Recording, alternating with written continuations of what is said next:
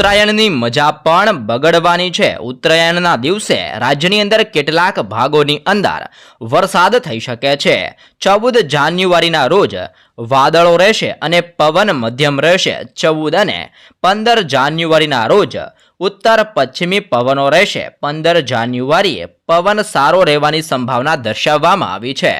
કચ્છ અને સૌરાષ્ટ્રના કેટલાક વિસ્તારોમાં 12 અને 13 જાન્યુઆરીએ વરસાદની આગાહી કરવામાં આવી છે। 9 તારીખથી લઈને 13 જાન્યુઆરી દરમિયાન ઉત્તર ભારતના રાજ્યોની અંદર કરા સાથે વરસાદ પડી શકે છે અને જેને લઈને રાજ્યની અંદર ઠંડી વધશે અને ઉત્તરાયણ દરમિયાન ગુજરાતની અંદર પણ વાદળ છવાયું વાતાવરણ જોવા મળી શકે છે જેવી પણ આગાહી દર્શાવવામાં આવી રહેલી છે। મહિલાઓને થવાનો છે મોટો ફાયદો। કેન્દ્રની મોદી સરકાર દેશની 75 લાખ મહિલાઓ માટે મોટી જાહેરાત કરી છે। કેબિનેટ બેઠકની અંદર ઉજ્જવલા યોજના અંતર્ગત બીજા તબક્કાને હાલ હવે મંજૂરી આપવામાં આવી હતી અને આ અંતર્ગત 75 લાખ નવા મફત એલપીજી કનેક્શનનું વિતરણ કરવામાં આવશે। હાલની અંદર 9.60 લાખ કરોડ મહિલાઓ ઉજ્જવલા યોજના અંતર્ગત લાભ મેળવી રહી છે અને નવા ફ્રી એલપીજી કનેક્શનના વિતરણ બાદ તેમની સંખ્યા 10 કરોડને પાર પણ થઈ જશે અને હાલ ગેસ સિલિન્ડર ઉપર 200 રૂપિયાની સબસિડી પણ આપવામાં આવી છે અને સરકાર દ્વારા ફરી એકવાર નવા 75 લાખ નવા કનેક્શન છે જે ફ્રીની અંદર વિતરણ કરવામાં આવશે અને ઉજ્જવલા યોજના અંતર્ગત આ બીજા તબક્કાની અંદર ફ્રીની અંદર ગેસ સિલિન્ડર આપવામાં આવશે, ગેસ કનેક્શન આપવામાં આવશે જેવી પણ મોટીને મહત્વની જાહેરાત કરવામાં આવી છે અને આ જાહેરાતથી મહિલાઓને મોટો ફાયદો થવાનો છે। તો એ સાથે જ પીએમ કિસાનનો હપ્તો પરત લેવામાં આવશે। કેન્દ્ર સરકારે બિહારના 81,595 અપાત્ર ખેડૂતોને પીએમ કિસાન યોજનામાંથી બાકાત રાખ્યા છે જેઓ પીએમ કિસાન યોજનાનો લાભ લઈ રહ્યા હતા। આ સાથે જ તેની રિકવરીની પ્રક્રિયા પણ શરૂ થઈ ગઈ છે। જો કોઈ વ્યક્તિ આવકવેરા ચૂકવે છે અથવા તો અગાઉ અથવા હાલની અંદર બંધારણીય પદ ધરાવે છે અને ડોક્ટર, એન્જિનિયર, વકીલ, સીએ વગેરે છે તો તેમને આ યોજનાનો લાભ મળી શકશે નહીં। જો કોઈ વ્યક્તિ આ યોજનાનો લાભ ખોટી રીતે લે છે તો સરકાર તેમની પાસેથી પૈસા વસૂલ કરી શકે છે। પીએમ કિસાન યોજનાનો લાભ મેળવવા માટે તમામ યોજનાઓ માટે જે નિયમો છે અને જે શરતો છે જેનું સંપૂર્ણપણે પાલન કરવું પડશે, જે બાદ જ પીએમ કિસાન યોજનાનો હપ્તો તમે મેળવી શકો છો અને અપાત્ર તમે જણાશો એટલે કે તમે નિયમો અને શરતોનું બરાબર રીતે પાલન નહીં કરો અને એ પાત્રતાની અંદર નહીં આવતા હોય તો સરકાર તમારી પાસેથી પણ જે તમારા ખાતાની અંદર 2,000 રૂપિયા ટ્રાન્સફર કરવામાં આવે છે જે પણ પરત લેવા માટે આદેશ જારી કરી શકે છે। તો એ સાથે જ વિવિધ સ્થળોએ 10,500 કેમેરા લગાડવામાં આવશે। રાજ્ય સરકારે વિશ્વાસ પ્રોજેક્ટ ફેઝ 2 અંતર્ગત વધુ 10,500 કેમેરા હવે લગાવવામાં આવશે જેમાં વડોદરા, સુરત સહિત રાજ્યના 54 શહેરોની અંદર સીસીટીવી લગાવવામાં આવશે। સાથે જ રાજ્યની અંદર એન્ટ્રી તેમજ એક્ઝિટના 80 પોઈન્ટનો પણ સમાવેશ કરવામાં આવ્યો છે। રાજ્યના 2,000 જંકશનનો પણ આની અંદર સમાવેશ કરવામાં આવ્યો છે। વિશ્વાસ પ્રોજેક્ટનો હેતુ જાહેર સ્થળોની સુરક્ષા, ટ્રાફિક સંચાલન અને નિયંત્રણ, ઘટના બાદનું વિડીયો કોન્ફરન્સિંગ સાથે જ તપાસ તેમજ સલામતી અને શહેરની ગતિશીલતાનો છે જેને ધ્યાનમાં રાખીને હવે રાજ્ય સરકાર દ્વારા ફરી એકવાર અલગ અલગ વિસ્તારોની અંદર 10,500 નવા કેમેરા લગાડવામાં આવશે જેવી પણ મહત્વની જાહેરાત કરવામાં આવી છે। ત્યારબાદના સમાચારની અંદર આગળ વધીએ તો પશુ ખરીદવા માટે સહાય પણ આપવામાં આવે છે। પશુ કિસાન ક્રેડિટ કાર્ડ યોજના હેઠળ ખેડૂતો અને પશુપાલકોને કોઈ પણ ગેરંટી વિના 1,60,000ની લોન મળે છે। જો કે તમે આ લોનની રકમ 3 લાખ સુધી પણ વધારી શકાય છે અને આ લોન ઉપર ખેડૂતોને 7% વ્યાજ ચૂકવવું પડશે। જો તમે સમય મર્યાદા પહેલા સમયસર લોનની ચૂકવણી કરો છો તો સરકાર દ્વારા 3%નું રિબેટ આપવામાં આવશે. એટલે કે જો તમે નિયમો અને શરતોનું પાલન કરવામાં આવે તો માત્ર 4%ના દરે તમે વ્યાજ ચૂકવવું પડશે તમારે. અને આ યોજના હેઠળ સરકાર દ્વારા પશુ કિસાન ક્રેડિટ કાર્ડ યોજના અંતર્ગત કોઈ પણ ગેરંટી વગર તમે બેંકમાંથી 1,60,000 રૂપિયાની લોન મેળવી શકો છો અને જેની ઉપર 7% વ્યાજ ભરવાનું રહેશે. અને તમે સમયસર જો આ લોન ભરી દો છો તો સરકાર તરફથી તમને 3%નું રિબેટ પણ ચૂકવવામાં આવે છે. ને આમ તમને આ લોન ઉપર ફક્ત ને ફક્ત 4%નું જ વ્યાજ તમારે ચૂકવવાનું રહે છે. તો એ ઉપરાંત 100 રૂપિયાની જૂની ચલણી નોટને લઈને ચોંકાવનારો દાવો કરવામાં આવ્યો છે. સોશિયલ મીડિયા ઉપર દાવો કરવામાં આવી રહ્યો છે કે આરબીઆઈ 100 રૂપિયાની જૂની નોટો ઉપર પ્રતિબંધ મૂકવાનું વિચારી રહી છે અને હવે આ નોટોથી ટ્રાન્ઝેક્શન શક્ય નહીં બને. દાવો કરવામાં આવી રહ્યો છે કે આરબીઆઈએ 31 માર્ચ 2024 સુધીમાં 100 રૂપિયાની જૂની નોટો ઉપર બદલવાની સૂચનાઓ આપી છે. પરંતુ તમને મિત્રો ખાસ જણાવી દઈએ કે આ દાવો સોશિયલ મીડિયા ઉપર તદ્દન ખોટો છે. આરબીઆઈ અથવા તો સરકાર દ્વારા આવો કોઈ જ પ્રકારનો નિર્ણય નથી લેવામાં આવેલો અને 100 રૂપિયાની નોટ પહેલાની જેમ હજી પણ ચલણમાં છે અને ચલણની અંદર ચાલતી રહેશે જેવું પણ નિવેદન આપવામાં આવી રહેલું છે. એટલા માટે આવી ખોટી ખબરોથી મિત્રો તમારે જરૂર બચવું જોઈએ. તો એ સાથે જ ડ્રોનની ખરીદી ઉપર સરકાર આપશે 17%ની સબસિડી. કેન્દ્ર અને રાજ્ય સરકાર ખેડૂતોને એગ્રીકલ્ચર ડ્રોન ટેકનોલોજી આપવા માટે પ્રોત્સાહનના ભાગરૂપે 75% સુધીની સબસિડી આપી રહી છે. ખેડૂતો ઉપરાંત કૃષિ તાલીમ સંસ્થાઓ અને કૃષિ યુનિવર્સિટીઓ, કૃષિ ઉત્પાદક સંસ્થાઓ, કૃષિ સ્નાતક યુવાનો, SC/ST કેટેગરી અને મહિલા ખેડૂતોને આનો લાભ આપવામાં આવી રહેલો છે. સાથે જ કૃષિ તાલીમ સંસ્થાઓ અને કૃષિ યુનિવર્સિટીઓને ડ્રોનની ખરીદી ઉપર 100% અથવા તો 10 લાખ સુધીની ગ્રાન્ટ પણ આપવામાં આવશે જેવી પણ મોટી જાહેરાત કરવામાં આવી રહેલી છે.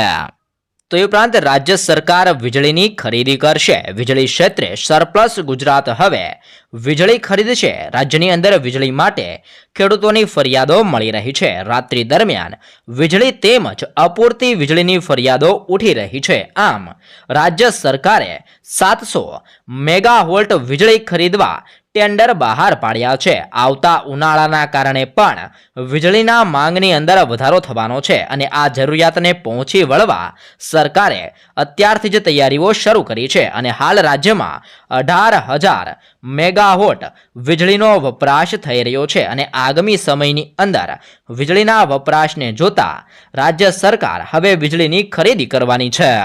તો એ સાથે જ મિત્રો અયોધ્યા જવા માટે 1,000 ટ્રેનો દોડાવવામાં આવશે. આગામી 22 જાન્યુઆરીએ અયોધ્યાની અંદર સ્થિત રામ મંદિરની પ્રાણ પ્રતિષ્ઠા મહોત્સવ યોજાશે અને 23 જાન્યુઆરીએ રામ મંદિર ભક્તો માટે ખુલ્લું મૂકવામાં આવશે, જેને લઈને સરકારે મોટી અપડેટ આપી છે. હવે અનેક રાજ્યોમાંથી અયોધ્યા જવા માટે 1,000 ટ્રેનો દોડાવવામાં આવશે અને આગામી 19મી જાન્યુઆરીથી સ્પેશિયલ ટ્રેનો ચલાવવામાં આવશે. અહેમદાબાદથી અયોધ્યા જવા માટે સ્પેશિયલ ટ્રેનો દોડાવવા માટેની તૈયારીઓ પણ ચાલી રહી છે અને 22 જાન્યુઆરીએ અયોધ્યાની અંદર સ્થિત રામ મંદિરની પ્રાણ પ્રતિષ્ઠા મહોત્સવ પણ યોજવામાં આવશે જેવી પણ મોટીને મહત્વની જાહેરાત કરવામાં આવી છે.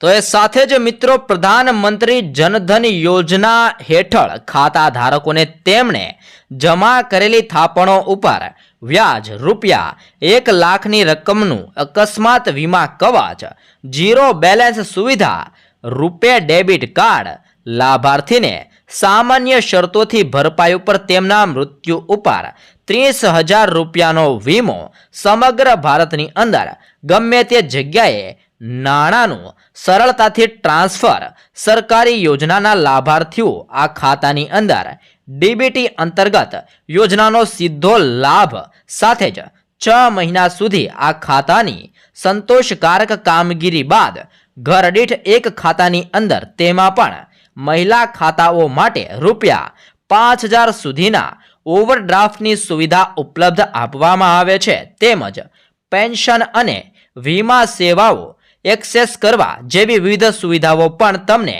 જનધન ખાતા ધારકોને આપવામાં આવી રહી છે. તે સાથે જ દેશની અંદર જનધન ખાતાઓની કુલ સંખ્યા 50 કરોડને પાર થઈ ગઈ છે, જેમાંથી 54% ખાતા મહિલાઓના છે. તમે ખેડૂત છો અને હજી પણ તમે ખાતું નથી ખોલાવ્યું તો વહેલી તકે ખાતું ખોલાવી લેજો, કેમ કે સરકાર દ્વારા જનધન ખાતાની અંદર સંબંધિત કોઈ પણ નવી અપડેટ લાવી શકે છે અને સરકાર દ્વારા જનધન ખાતાની અંદર ગમે ત્યારે સહાયના પેટે પૈસા પણ જમા કરાવવામાં આવી શકે છે. અને આ તમામ પ્રકારની જે સુવિધા છે, જે પણ જનધન ખાતા ધારકોને ફ્રીની અંદર આપવામાં આવી રહેલી છે, જેમાં આ કિસ્સાની અંદર તમારે નજીવી રકમ ચૂકવવી પડશે ને જેના અંદર તમને મૃત્યુ ઉપર ₹30,000 સુધીનું રિફંડ પણ આપવામાં આવી રહેલું છે.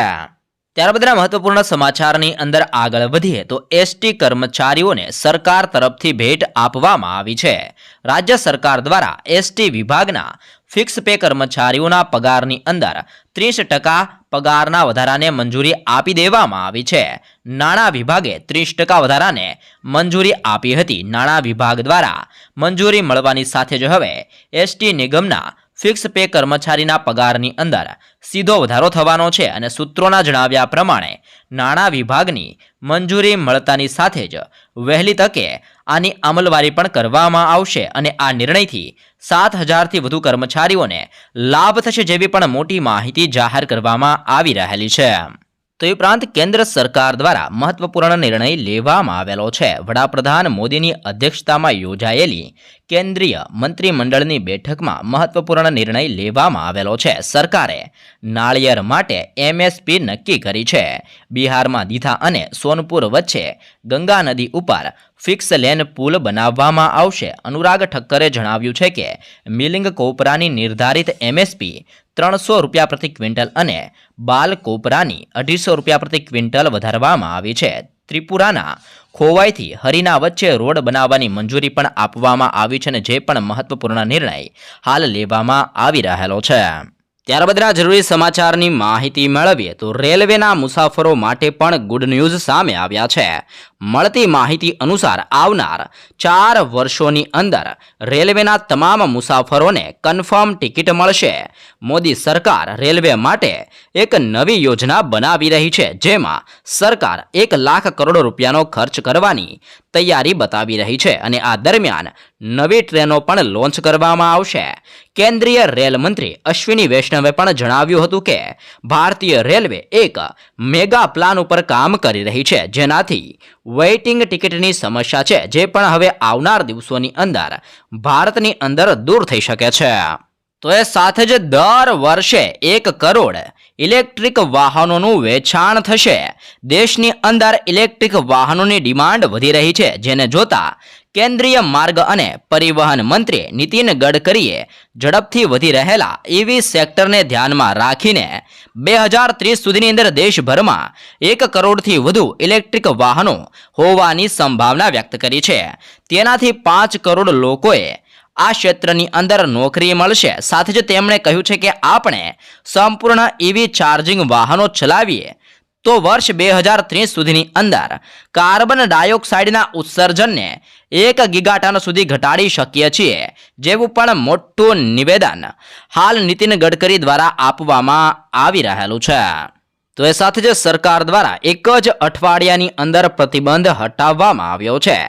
કેન્દ્રએ શેરડીના રસમાંથી ઇથેનોલ બનાવવા ઉપર મૂકેલો પ્રતિબંધ હટાવી દીધો છે. 7 ડિસેમ્બરે ઇથેનોલના ઉત્પાદન માટે શેરડીનો રસ, ખાંડની ચાસણીના ઉપયોગ ઉપર પ્રતિબંધ મૂકવામાં આવ્યો હતો અને હવે ખાંડના સ્ટોકની અંદર વધારો થઈ શકે, કારણ કે ઇથેનોલ બનાવવાની અંદર સારો નિર્ણય ખાંડના સ્ટોકની અંદર વધારો કરે છે, જ્યારે પ્રતિબંધનો નિર્ણય સ્ટોકની અંદર ઘટાડો કરે છે. જેને જોતા ચીનની અંદર પણ ખાંડનું ઉત્પાદન ઓછું રહેવાની શક્યતા જોવા મળી છે, જેના કારણે સરકાર દ્વારા પ્રતિબંધ છે જે હટાવી લેવામાં આવી રહેલો છે.